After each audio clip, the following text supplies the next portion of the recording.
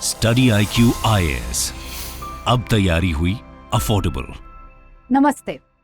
जैसे जैसे दिन बीत रहे हैं वैसे वैसे इस जियोपॉलिटिकल चेसबोर्ड से एक धुन सा हट रहा है। हमें धीरे धीरे पता चल रहा है कि कितने कंट्रीज का इस इजराइल वर्सेस हमास वाले वॉर में हाथ है। हमें ये समझ में आ रहा है कि कितने कंट्रीज पर्दे के पीछे से कठपुतली की तरह हमास और हिजबुल्लाह को सपोर्ट कर रहा है to fight the war against Israel. हमें यहां तक समझ में आ रहा है कि कितने कंट्रीज जैसे रशिया, यूएस, सऊदी अरेबिया जो एक्चुअली कुछ बोल नहीं रहे हैं बट सपोर्ट कर रहे हैं अपने अपने प्रॉक्सीज को। आइए इस वीडियो के माध्यम से समझते हैं कि कितने कंट्रीज एक्चुअली इस वॉर में इन्वॉल्व हैं और कौन किसको सपोर्ट कर रहा है, जिसके वजह से ये वॉर एक लॉन्ग अनएंडिंग वॉर की तरह बने जा रहा है। और सबसे बड़े सफरर्स कोई कंट्री नहीं है, सिविलियंस हैं, इजरायली सिविलियंस और पैलेस्टीनियन सिविलियंस। चलिए समझते हैं इस वीडियो के माध्यम से। तो सबसे पहले हमें समझना है कि प्रॉक्सी वॉर होता क्या है। Proxy war in simple words अगर हम समझे तो बेसिकली आपस में डायरेक्ट कॉन्फ्लिक्ट नहीं होता है। आप चूज करते हो किसी और को और उन दोनों के बीच में लड़ाई करवाओगे। जैसे कि कोल्ड वॉर के समय यूएस और यूएसएसआर आपस में एक्चुअली नहीं लड़े, सिर्फ क्यूबन मिसाइल क्राइसिस एक ऐसा पॉइंट था जहां पे हो सकता था कि वो लड़ ले, वरना कोरियन वॉर, वियतनाम वॉर, हर जगह पे उन्होंने प्रॉक्सी वॉर का ही इस्तेमाल किया है। उन्होंने ऐसे दो पार्टी को खड़ा किया, उनको सपोर्ट किया और उनसे फाइटिंग करवाया। ये डायरेक्ट में नहीं लड़े, इसे कहते हैं प्रॉक्सी वॉर। और आज इजराइल और हमास के बीच में जो चल रही है लड़ाई, उसमें भी प्रॉक्सी वॉर ही यूज हो रहा है। बट यहां पे कितने खिलाड़ी हैं, इसको समझने के लिए सबसे पहले हमें मैप समझना पड़ेगा। तो इजराइल का मैप ये है, इजराइल के कितने सारे नेबर्स हैं वो इंपॉर्टेंट है। तो यहां पे चल रही है, गाजा में चल रही है इजराइल हमास का वॉर। नॉर्थ के साइड में जो लेबनान है, लेबनान के नॉर्दर्न पार्ट में हिजबुल्लाह का अपना एस्टैब्लिशमेंट है। लेबनान बड़ा इंटरेस्टिंग सा कंट्री है। वहां पे सुन्नी इस्लाम के लोग भी हैं, शियाइट इस्लाम के लोग भी हैं और मेरोनाइट क्रिश्चियंस भी हैं। अब तीनों जो पॉपुलेशन है, इस रिलीजियस पॉपुलेशन है, वो आपस में पॉलिटिकल पावर को शेयर करती है।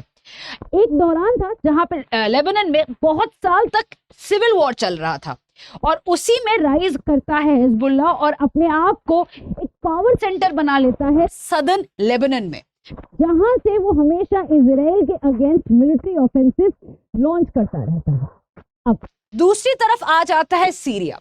सीरिया और इजराइल की कभी बनती नहीं थी। 1967 में जब इजराइल ने गोलान हाइट्स सीरिया से ले लिया था, तब से सीरिया हमेशा वेट करता गया है कि एक ऐसे मौके का जब वो फिर से इजराइल से फाइट करे और वो गोलान हाइट्स ले ले। Golan Heights is very important क्योंकि एक्सेस टू लेक टिबेरियस उसी के साथ आपका आता है। अब ऑन द ईस्टर्न साइड आता है Jordan, on the western side ये है इजिप्ट, इजिप्ट का साइनाई पेनिनसुला।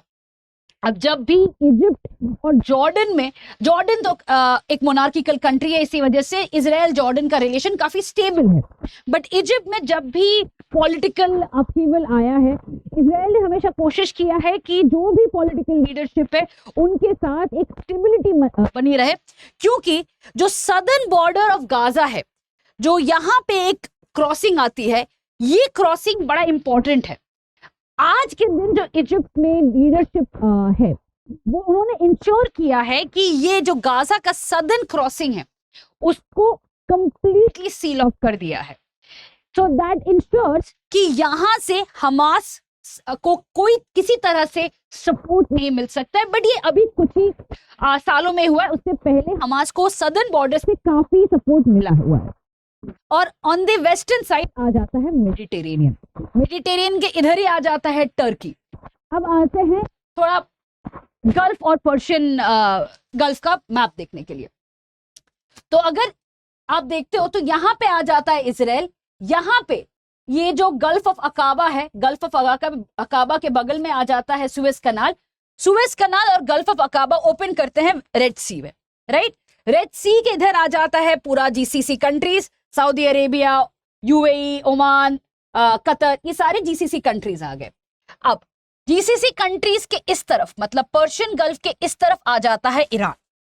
प्रॉब्लम हमेशा हुई है ईरान और इजराइल के बीच में, वो भी 1979 इस्लामिक रेवोल्यूशन के बाद ही। इस्लामिक रेवोल्यूशन जब ईरान में होता है तो शाह ऑफ ईरान को हटा के एक शियाइट रिपब्लिक बनाया जाता है अंडर अयतुल्ला खोमेनी, और खोमेनी हमेशा से एंटी वेस्ट रिटोरिक करता गया है, विच मीन्स कि हमेशा से एंटी वेस्ट रहा है। According to Iran, Israel is an illegal occupation और सबसे बड़ा दुश्मन ईरान का एक्चुअली इजराइल है। आयतुल्ला ने तो यहां तक कहा था कि इजराइल को पेजेस ऑफ हिस्ट्री से हटा देना चाहिए, इजराइल का existence is a problem for Iran. तो हमेशा से ईरान और इजराइल का एक 36 का आंकड़ा चलता गया है। तो ये है एक सिंपल, अगर मैंने सिंपल वर्ड्स में बताऊं, ये है geopolitical chess board of the Middle East और वेस्ट एशिया। अब आते हैं वॉर पे, बट उससे पहले प्रीलिम्स टू इंटरव्यू बैच के बारे में I want to give some information.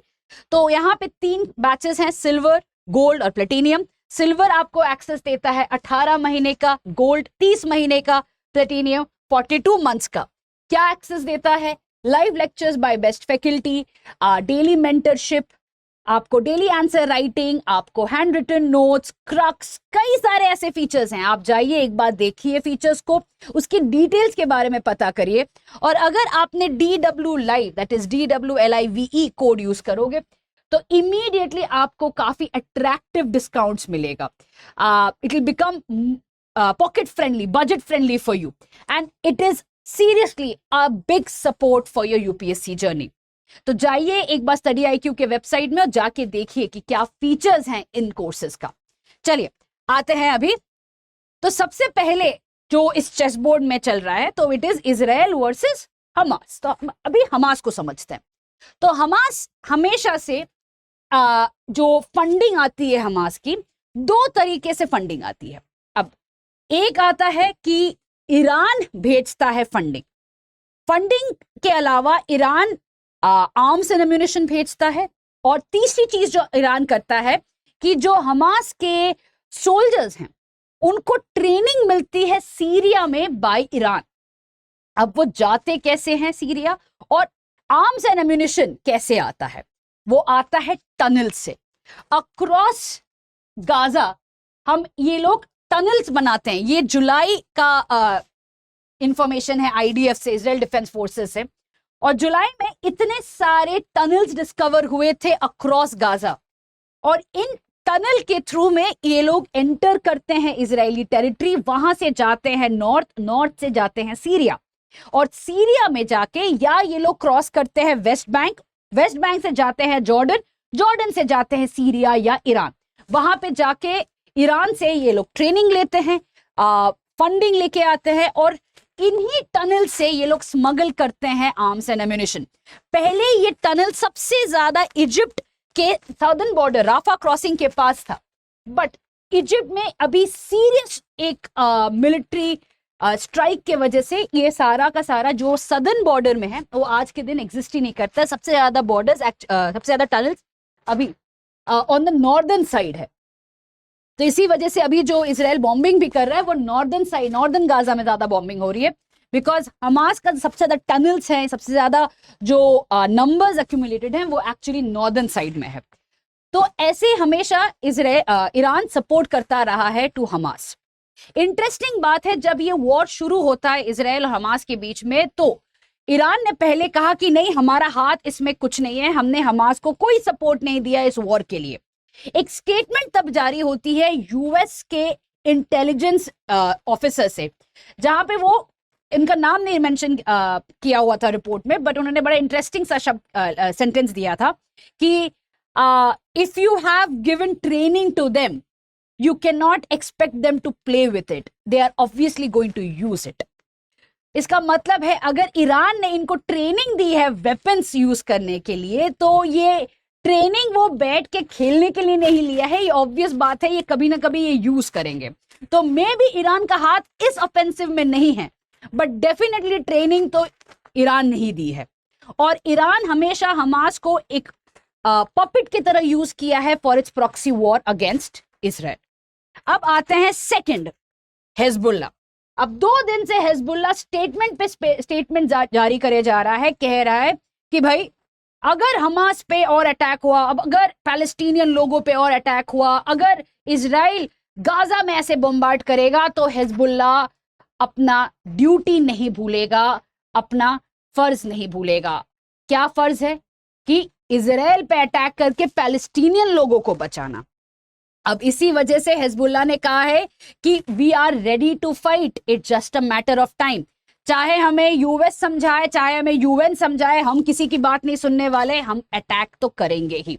उन्होंने पहले भी 2-3 बार अटैक किया है on the northern side, Israel ने जवाब दिया है। रिसेंटली भी इजराइल ने ऑफेंसिव लॉन्च कर दिया है on the northern side, that is towards Lebanon, और लेबनान में भी हिजबुल्लाह के जो इंस्टीट्यूशंस हैं वहां पे ऑलरेडी इजराइल ने ऑफेंसिव लॉन्च कर चुका है।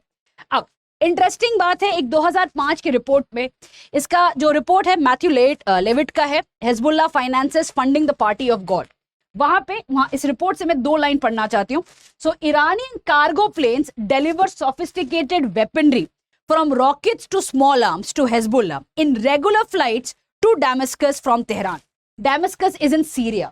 These weapons are offloaded in Syria and then trucked to Hezbollah camps in Lebanon. मतलब इस रिपोर्ट में क्लियरली मेंशन किया हुआ है कि ईरान कैसे वेपन्स भेजता है कार्गो के थ्रू। वेपन्स के साथ ऑब्वियस बात है कैश भी आता है, वेपन्स के साथ ऑब्वियस बात है ट्रेनिंग भी होती है। तो हिजबुल्लाह भी एक पपेटी है ईरान का in this entire chess board. और वॉर किसके बीच में है? ईरान और इजराइल के बीच में एक्चुअली। अब हिजबुल्लाह को ईरान ने कहा है कि it is part of its axis of resistance. इसका मतलब क्या है? एक्सेस ऑफ रेजिस्टेंस का मतलब है ईरान ने कहा है कि it's part of its policy. Hamas, Hezbollah, ये सारे एक्सेस हैं, ईरान के सपोर्ट के एक्सेस हैं to fight against Israel. So at the end of the day the war is between whom? Iran and Israel. लड़ कौन रहा है? हिजबुल्लाह और हमास लड़ रहा है इजराइल से। तो 2 non state actor, 2 terrorist organisation को सपोर्ट करता है एक स्टेट, और लड़ाई किसके बीच में हो रही है? 2 नॉन स्टेट एक्टर और एक स्टेट के बीच में। तो 2 non state actors, Hamas and Hezbollah, fighting with Israel और अगेंस्ट इजराइल। अब ईरान का इसमें इंटरेस्ट क्या है? 2 चीज है यहाँ पे। सबसे पहले तो ऑफकोर्स इजराइल है। दूसरी बात है, ईरान को हमेशा से एक इनसिक्योरिटी रहा है, क्योंकि हमेशा Iran wanted to be part or an influence in the Mediterranean. अगर आप ट्रांसपोर्ट कॉरिडोर देखते हो तो मेडिटेरेनियन से सुएज कनाल होते हुए, रेड सी होते हुए इट कम्स टू बाबल मंदब, बाबल मंदब से चला जाता है इंडियन ओशन। जिस चोक पॉइंट पे ईरान का स्फीयर ऑफ इन्फ्लुएंस आता है वो है स्ट्रेट ऑफ हॉर्मुज। सबसे ज्यादा जो ट्रेड होता है वो है बाबल मंदब से होता है, मेडिटेरेनियन से जो भी आता है। यही चीज पे एक स्फीयर ऑफ इन्फ्लुएंस करने की बहुत सालों से कोशिश कर रहा है ईरान। ईरान का ये मानना है कि अगर वहां पे ईरान का कोई से रहता है या ईरान का कोई पॉइंट रहता है तो वहां से जो भी ट्रेड आएगा वो इधर आएगा बाबल मंदब से या स्ट्रेट ऑफ हॉर्मुज से। दोनों चोक पॉइंट में इन्फ्लुएंस रहेगा किसका? ईरान का। तो it is always a win win situation for Iran to have its influence in the Mediterranean, और वो इसी वजह से बार बार हमास और हिजबुल्लाह को सपोर्ट करता रहा है। These 2 reasons, that is Israel as well as influence in the Mediterranean, has made Iran the main game, the main player in this game. अब सबसे बहुत एक क्वेश्चन आता रहता है स्टूडेंट से कि मैम ईरान के पास पैसे कैसे आते हैं? ईरान तो हमेशा से सैंक्शंस में रहा है। अब ईरान का सैंक्शंस में रहने से कोई फायदा नहीं है, क्योंकि ईरान के पास बहुत सारा ऑयल फील्ड है और हमेशा से वो ऑयल फील्ड इधर वो ओपनली सेल किया है और जब भी सैंक्शंस हुई हैं तो वो ब्लैक मार्केट में सेल किया है। तो पैसे की कमी ईरान को कभी नहीं थी, इसीलिए सैंक्शंस का इंपैक्ट भी इतना कभी नहीं था ईरान पे। अब आते हैं ईरान और सऊदी अरेबिया के रप्रोचमेंट पे। अभी रिसेंटली चाइना ने ईरान और सऊदी अरेबिया के बीच में एक पीस ट्रीटी या रप्रोचमेंट करवाया था, मीडिएट करवाया था, जिसके वजह से आज ये दोनों कंट्रीज जो इतने सालों से बात नहीं कर रहे थे आज एक दूसरे को फोन कॉल भी कर रहे हैं। 2 दिन पहले मोहम्मद बिन सलमान जो क्राउन प्रिंस है सऊदी अरेबिया का, ही कॉल्ड अप हसन रूहानी in Iran and they had a conversation कि भैया हमास और इजराइल के लड़ाई के बीच में। और बड़ा इंटरेस्टिंग सी बात है कि MBS decided to talk with Iran rather than with Israel, क्योंकि सऊदी अरेबिया पे अभी काफी प्रेशर है यूएस का to have a peace treaty with Israel as well. But अब दिख रहा है कि सऊदी अरेबिया भी किस तरफ जा रहा है। सऊदी अरेबिया ने भी चूज कर लिया कि ईरान के साथ ही वो रहेगा rather than सपोर्टिंग इजराइल। यहां पे बात आती है क्यों किया। अब ईरान का जो सपोर्ट आ रहा है थ्रू हमास और हिजबुल्लाह, वो हमेशा से ये कह रहा है कि the reason why we are supporting this or Hamas or Hezbollah attacks is because we want to protect Palestinian people. अब सऊदी अरेबिया हमेशा से पैलेस्टीनियन पीपल का लीडर रहा है। अब यहां पे अगर ईरान जीत जाता है तो सऊदी अरेबिया का मैसिव लॉस होगा। इसी वजह से सऊदी अरेबिया इस एंगल को नहीं छोड़ना चाहता है, ये नहीं दिखना चाहता है या इंटरनेशनली ये कोई ना कहे कि सऊदी अरेबिया ने इजराइल के साथ दोस्ती करके पैलेस्टीनियन लोगों का हाथ छोड़ दिया है। This is the exact reason why Saudi Arabia prefers to be with Iran rather than going with Israel or signing a peace treaty with Israel. अब फाइनली और कौन प्लेयर्स हैं जो सीरिया से अटैक आ रहा है। अब सीरिया में पावर में कौन है? बशर अल असद है। बशर अल असद इज मतलब सालों से सबको पता है कि he is a puppet of Russia. Vladimir Putin जो भी कहता है वो असद फैमिली करता है। 2015 में जब सिविल वॉर हुआ था, रशिया ने इमीडिएट आर्मी भेजी थी ताकि असद फैमिली को बचा सके। तो जो भी सीरिया में हो रहा है आज के दिन, उसके पीछे रशिया का हाथ तो है ही। एंड दूसरी तरफ ये हमें पता ही है कि इजराइल के सपोर्ट में हमेशा यूएस खड़ा रहता है। तो इन अदर वर्ड्स ये कुछ नहीं but US, Russia, Iran, Israel का वॉर चल रहा है, बट प्रॉक्सी वॉर के थ्रू में हमास और हिजबुल्लाह लड़ रहे हैं इजराइल के साथ। और बीच में कौन फंस रहा है? बीच में फंस रहे हैं कोलैटरल डैमेज की तरह मासूम सिविलियंस, दोनों तरफ, इजरायली लोग भी, पैलेस्टीनियन लोग भी। And eight the end of the day यही है प्रॉब्लम इंटरनेशनल रिलेशंस का या जियोपॉलिटिक्स का। हम सिर्फ स्टेट्स को पढ़ते हैं, हम कभी सिविलियंस पे ध्यान नहीं देते हैं, हम कभी सिविलियन को एज एज अ वॉइस कभी नहीं सुनते हैं। They are just a number in IR। And इस पूरे प्रॉक्सी वॉर में सबसे बड़ा जो सफरर्स हैं वो एक्चुअली सिविलियंस हैं, इजरायली लोग भी, पैलेस्टीनियन लोग भी। इसी के साथ ये डिस्कशन खत्म करते हैं। Thank you. Study IQ IAS अब तैयारी हुई अफोर्डेबल।